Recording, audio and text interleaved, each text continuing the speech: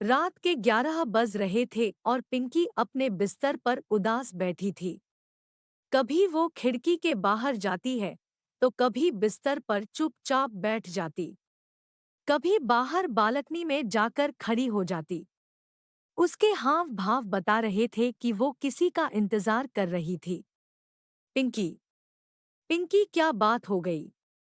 आज इस समय तक तो वो आ जाता था। तभी पिंकी की हवेली के पीछे एक आदमी चढ़ता हुआ दिखाई देता है।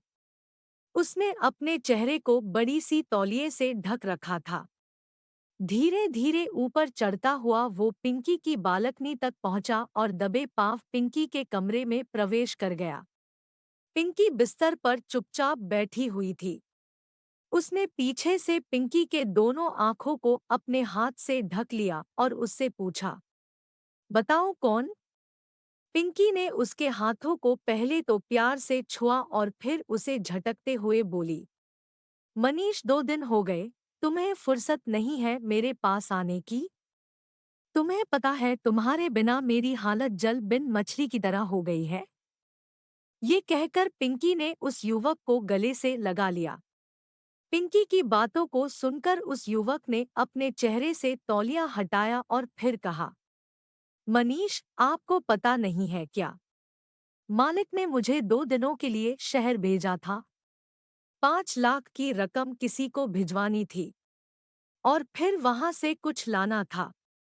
पिंकी, क्या लाना था? मनीष, सोने का नेकलेस। आपका जन्मदिन आने वाला है ना? पिंकी ने जब ये सुना तो मुस्कुराते हुए मनीष की ओर देखने लगी और फिर उससे पूछा, तुम क्या गिफ्ट दे रहे हो मेरे जन्मदिन पर? मनीष, मैं क्या दे सकता हूँ? मैं तो बचपन से नौकर हूँ यहाँ का। पिंकी, तुम फिर शुरू हो गए।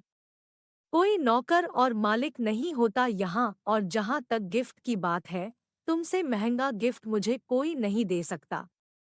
ये कहकर पिंकी ने एक बार फिर मनीष को गले से लगा लिया और फिर वे दोनों डूब गए प्रेम के समंदर में। अब तो सुबह होने वाली थी। तभी पिंकी के पिता ठाकुर वीरेंद्र सिंह की जोरदार आवाज दोनों के कानों में पड़ी। ठाकुर वीरेंद्र, मनीष, मनीष, अरे कहाँ मर गया रे? ठाकुर साहब की आवाज सुनकर मनीष और पिंकी हड़बड़ाकर उठ बैठी। दोनों के दिल की धड़कन जोर जोर से धड़कने लगी। मनीष, लगता है मालिक साहब जाग गए हैं। ये तो बहुत बड़ी गड़बड़ हो गई है। हे भगवान, अब मैं क्या करूं? पिंकी, इतना डरोगे तो हो गया। सुनो, मैं नीचे जाती हूँ और बाबूजी को दूसरी बातों में लगाती हूँ। तुम जिस तरह पाइप के रास्ते से आए थे वैसे ही निकल जाओ और थोड़ी देर बाद बाबूजी के पास आ जाना। पिंकी की बात सुनकर मनीष दबे पांव कमरे से निकल गया। उधर पिंकी सीढ़ियों से उतरकर अपने पिता वीरेंद्र सिंह के पास गई। पिंकी, क्या हो गया बाबूजी? अभी तो सूरज भी नहीं निकला और आप मनीष मनीष करने लगे। मनीष के बिना तो आपका काम ही नहीं चलता। वीरेंद्र सिंह, वो तो है, लेकिन तू आज इतनी जल्दी कैसे जाग गई?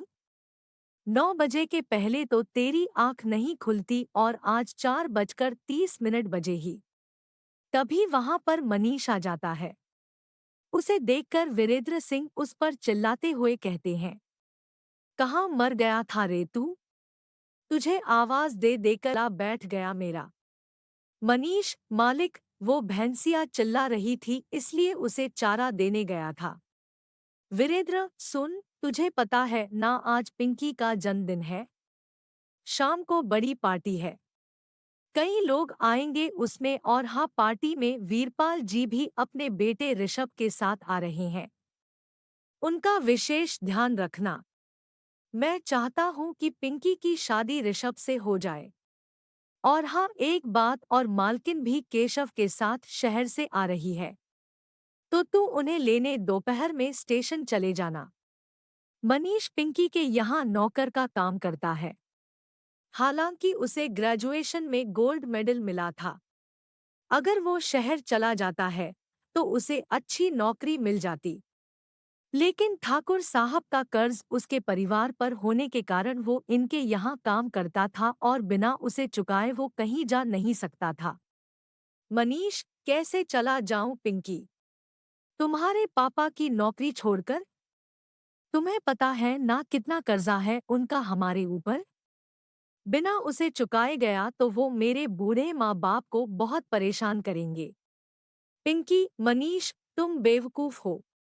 यहाँ पर रहोगे तो इनका कर्ज कभी खत्म नहीं होगा।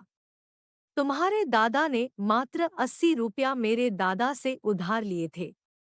वो 2 लाख कैसे बन गया, मेरी समझ से बाहर है। मनीष के पिता भी इस घर में नौकर थे और उसके दादा भी। पीढ़ियों से मनीष का परिवार वीरेंद्र सिंह के यहाँ नौकर का काम करता रहा था। लेकिन इस बात की परवाह किए बिना पिछले 2 सालों से पिंकी और मनीष के बीच प्यार का सिलसिला चल रहा था। हालांकि इस बात की जरा सी भी खबर ना तो वीरेंद्र सिंह को है और ना ही उसकी पत्नी रंजीता और उसके बेटे केशव को। शाम को पिंकी के लिए बड़ी बर्थडे पार्टी का आयोजन वीरेंद्र सिंह की हवेली में किया गया। कई सारे मेहमान वहां आए हुए थे। वीरेंद्र, दोस्तों, आज मेरे लिए बहुत ही खुशी का दिन है। आज मेरी इकलौती बेटी पिंकी का जन्मदिन है और आज मैंने इसके भविष्य के लिए एक बहुत बड़ा फैसला किया है। उसके बाद वीरेंद्र सिंह ने पिंकी और ऋषभ की 15 दिन बाद सगाई की घोषणा कर दी। उस घोषणा को सुनकर पिंकी तुरंत ही वहां से चली गई। सभी ने सोचा कि वो शर्मा गई है। लेकिन वो कहते हैं, इश्क को आप कितना ही छुपाओ, छुप नहीं सकता। 2 दिन बाद की बात है। पिंकी को लगातार उल्टियां हो रही थी। पिंकी की माँ रंजिता, अरे कितनी बार कहा है मुंह पर कंट्रोल रखा कर, सारा दिन पा नहीं क्या क्या खाती रहती है। अब हो रही है ना उल्टी। पिंकी की उल्टियां रोकने के लिए घरेलू दवा उसे दी गई, लेकिन कंट्रोल नहीं हुआ। फिर उसकी माँ उसे लेकर अस्पताल गई। पिंकी की जांच पड़ताल के बाद डॉक्टर ने जो कहा, उसे सुनकर रंजीता देवी चीख पड़ी और बोली, आप पागल पागल हो गई हैं क्या? किसने बना दिया आपको डॉक्टर? मेरी बेटी की अभी तक शादी भी नहीं हुई है और आप कह रही है कि ये गर्भवती है। डॉक्टर सीमा, मेरी जांच गलत नहीं है। रंजीता देवी जी, आपकी बेटी गर्भवती है। रंजीता, ए डॉक्टर, तू जानती है ना तू क्या कह रही है? और तेरी बात गलत साबित हो गई तो उसका अंजाम क्या होगा? तू जानती है ना?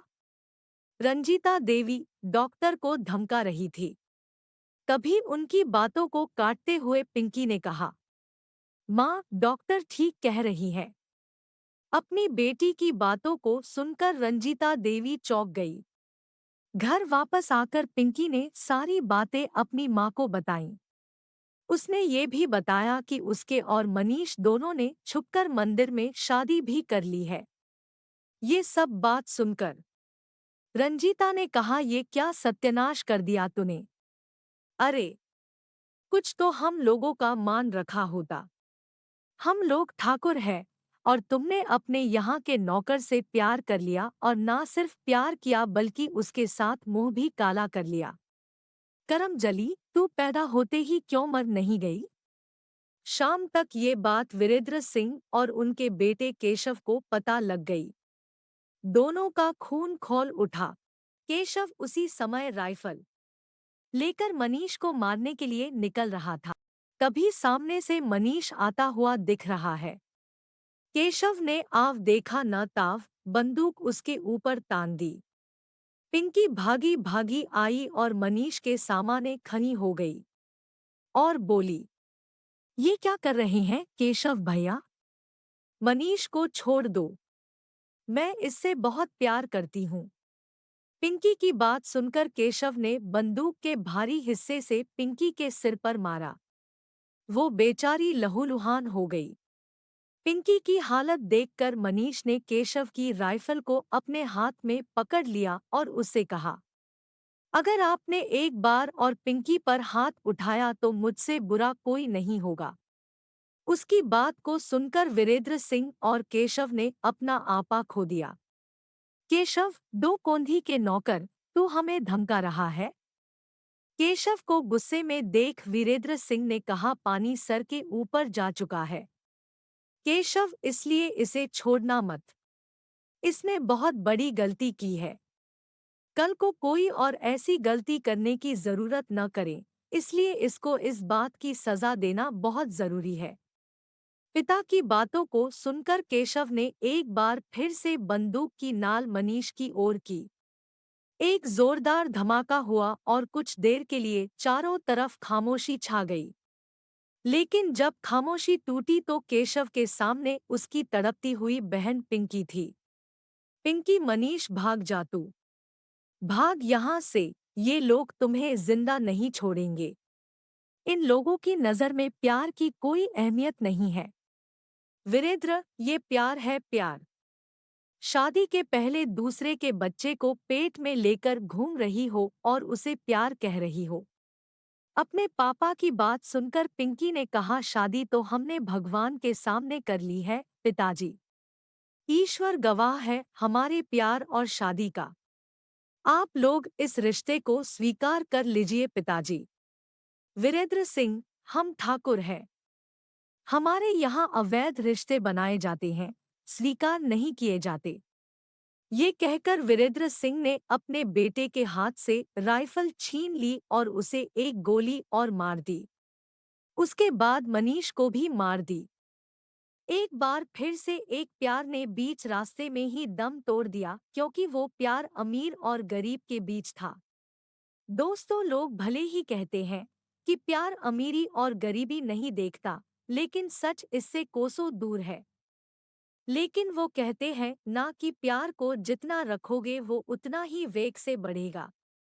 आज भी कोई ना कोई पिंकी और मनीष से प्यार कर रही है, और कोई मनीष पिंकी की ख्वाब बिना किसी ऊंच नीच की परवाह किए बिना देख रहा है।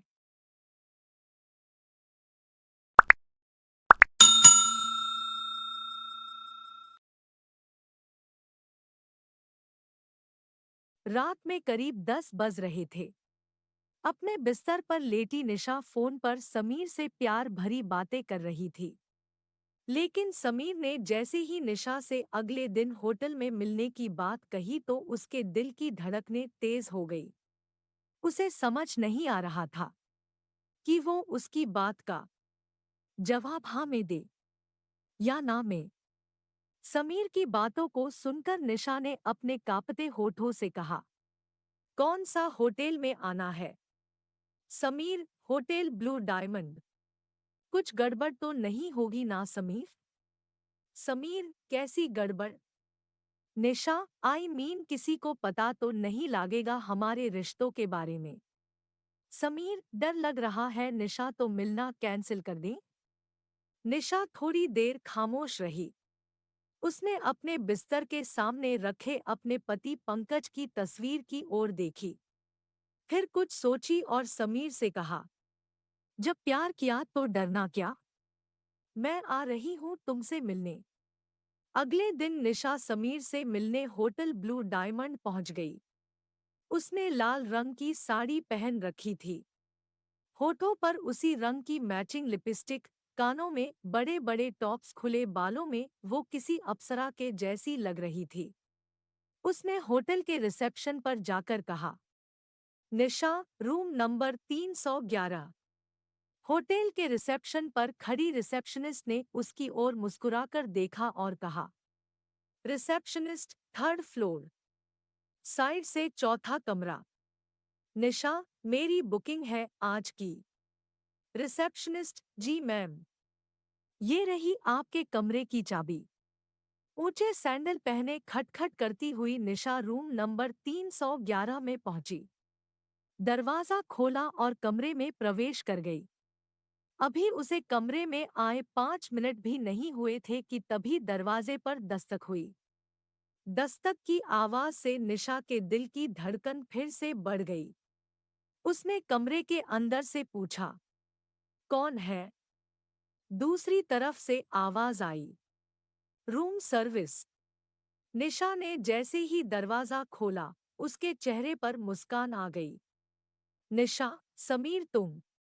समीर, नो नो निशा मैम, मैं तो रूम सर्विस वाला हूँ।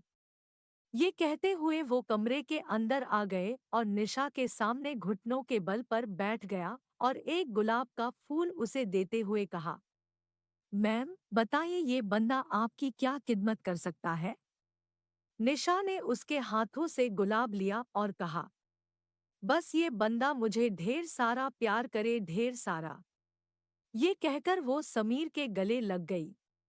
कुछ देर बाद वह सुध-बुध भुलाकर एक दूसरे में खो गए। निशा शादीशुदा थी। पंकज से 3 साल पहले ही उसकी शादी हुई थी। लेकिन पंकज कारोबार में इतना उलझा रहता है कि उसे निशा की कोई फिक्र नहीं होती। 11 जनवरी को दोनों की शादी हुई थी। निशा बहुत अरमानों के साथ नए घर में आई थी। वहां पर उसके लिए सब कुछ था। लंबी गाड़ी, बड़ा घर, नौकर चाकर। लेकिन सिर्फ पंकज का प्यार नहीं था। पंकज, अरे निशा, मैंने कहा ना, अभी बहुत काम है यार। माल की सप्लाई बाकी है। कुछ नए ऑर्डर भी मिले हैं। उनके लिए रॉ मटेरियल का अरेंजमेंट भी करना है। सुनो ना, 2 महीने रुक जाओ ना, फिर हम चलेंगे हनीमून पर। निशा, कोई नहीं। वो आपने ही कहा था इसलिए मैंने याद दिलाया। वैसे भी काम तो काम है, वो तो करना ही है। लेकिन शादी के 3 साल हो गए। पंकज के वो 2 महीने आए ही नहीं जब उसने वादा किया था कि वो हनीमून पर जाएंगे। निशा ने भी उससे कहना छोड़ दिया। उसे समझ आ गया था कि पंकज सिर्फ अपने कारोबार से प्यार करता है। रात के 12:30 बज गए। निशा, हर दिन यह इतनी देर से आते हैं। अरे, काम कौन नहीं करता?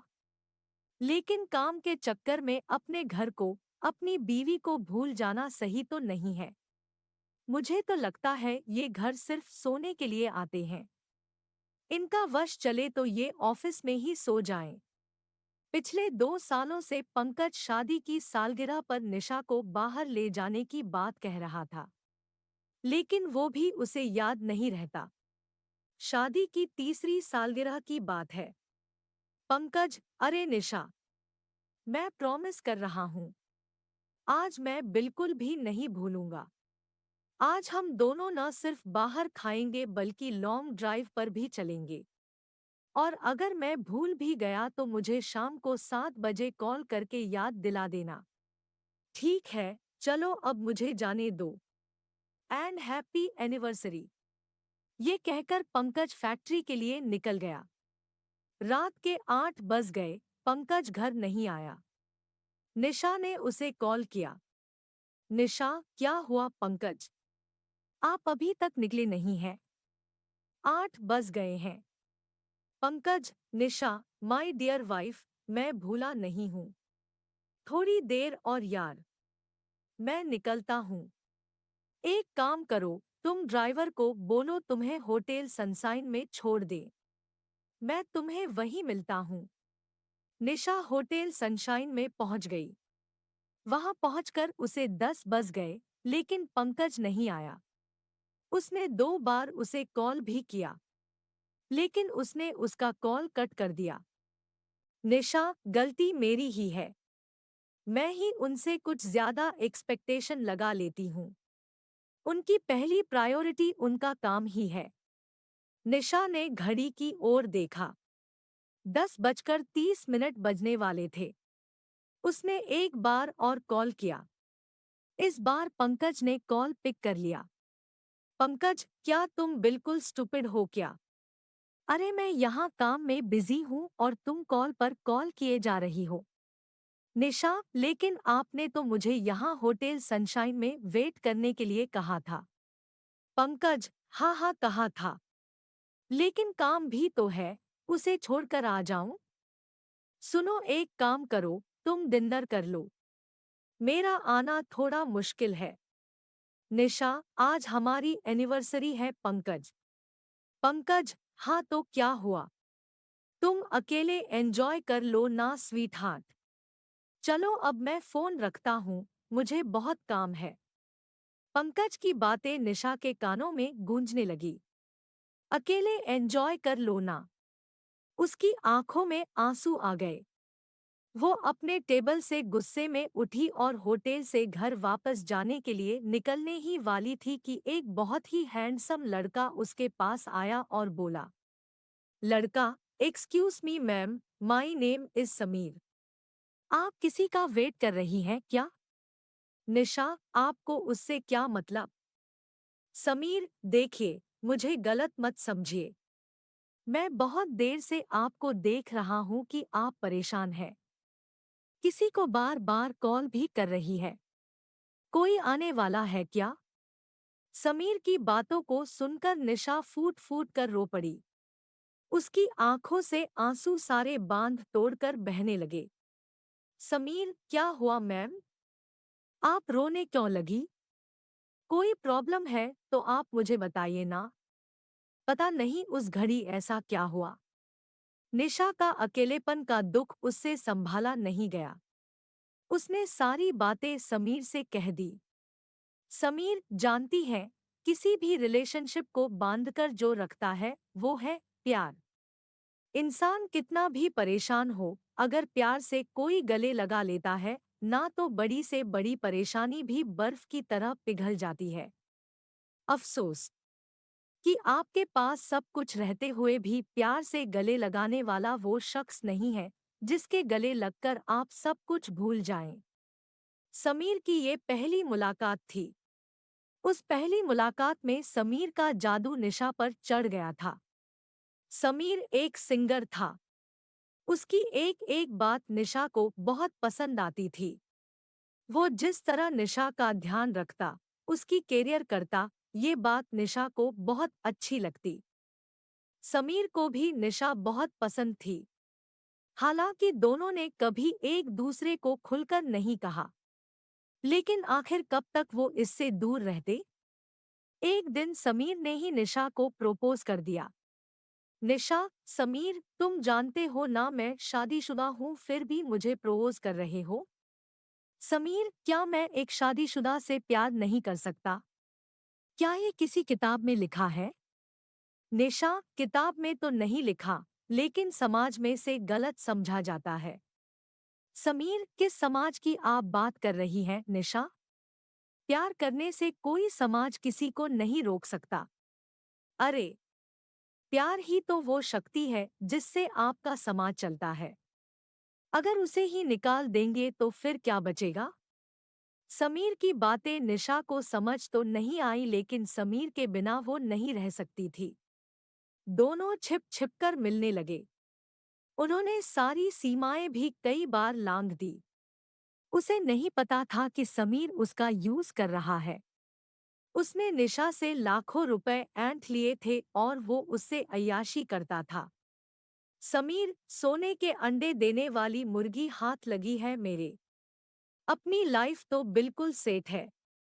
हालांकि कभी कभी निशा को भी लगता था कि समीर उससे बार बार पैसे क्यों मांगता है। उसे ये भी लगता था कि वो अपने पति को धोखा दे रही है। लेकिन उस रिश्ते में उसे अब घुटन सी होने लगी थी। इसलिए समीर का साथ उसे अच्छा लगता है। लेकिन आखिर समीर और निशा का रिश्ता कब तक छुटता? आखिरकार पंकज को अपने लोगों द्वारा समीर के बारे में पता लग गया। उसे ये भी पता लगा कि समीर बहुत ही बदमाश किस्म का लड़का है। उसने शहर की और भी कुछ औरतों से ऐसे नाजायज संबंध बना रखे हैं। वो उनका पहले तो फायदा उठाता है और बाद में उन्हें ब्लैकमेल करता है। पंकज समीर की असलियत निशा को बताने वाला था। तभी एक दिन समीर ने 10 लाख रुपए निशा से मांगे। निशा, 10 लाख? मेरे पास इतने रुपए नहीं हैं। समीर और मैं अपने पति से इतने पैसे मांगे तो उन्हें शक हो जाएगा। समीर, वो सब मैं नहीं जानता। नहीं, मुझे पैसे चाहिए। अगर तुमने मुझे पैसे नहीं दिए तो मैं तुम्हारे पति से पैसे मांग लूंगा। निशा, ये तुम क्या कह रहे हो? तुम तो मुझसे प्यार करते हो। पंकज ने निशा और समीर की सारी बातें सुन ली। उसने उससे कहा, पंकज, वो बहुत बदमाश लड़का है निशा। बहुत बदमाश। निशा, कौन? किसकी किसकी बातें कर रहे हैं आप? पंकज, वही जो तुम्हें फोन पर ब्लैकमेल कर रहा है। उसके बाद पंकज ने समीर की सारी असलियत निशा को बताई और उससे कहा, पंकज, निशा, क्या कमी रखी मैंने तुम्हारे पास? महंगी से महंगी गाड़ी है, बड़ा बंगला है, नौकर चाकर की लाइन लगी रहती है तुम्हारे आगे पीछे। बोलो, इससे ज्यादा और क्या मैं दे सकता हूँ? निशा, प्यार। प्यार ही नहीं दिया आपने मुझे कभी। 3 साल से अधिक हो गए हमारी शादी को, लेकिन आपके घर में मैं सिर्फ एक सामान की तरह हूँ। जो रहे या चाहे ना रहे, आपको कोई फर्क नहीं पड़ता। कभी आपने 2 मिनट बैठकर मुझसे कुछ पूछा? कभी प्यार से मुझे गले लगाया? कभी प्रेम से मेरी तरफ देखा नहीं? कभी नहीं। काम काम काम, आपके लिए काम ही सब कुछ है। मैं जानती हूँ कि मैंने गलती की है, लेकिन कसूरवार आप भी है। पहली बार पंकज को लगा कि उससे सही में बहुत बड़ी गलती हो गई। वो अपनी फैक्ट्री, अपने क्लाइंट्स और अपने काम में ही बिजी रह गया।